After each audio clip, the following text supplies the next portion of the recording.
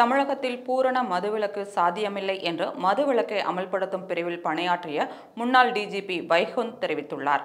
தனியார் நாளிதழ் ஒன்றில் அவர் எழுதியிருக்கும் கட்டுரையில் ஏறத்தாழ அரை நூற்றாண்டு காலம் மதுவை ஆறாக ஓடவிட்டுவிட்டு மது அருந்துவோர் மடியட்டும் என்று மதுவின் மீதான கோபத்தாலும் சமுதாயத்தின் மீதான அக்கறையாலும் சொல்லலாமே தவிர கண் முன்னால் மக்கள் மரணமடைவதை பார்த்து கொண்டா இருக்க முடியும். கள்ளச்சாராயத்தை இரும்பு கரம் கொண்டு ஒடுக்க வேண்டும்.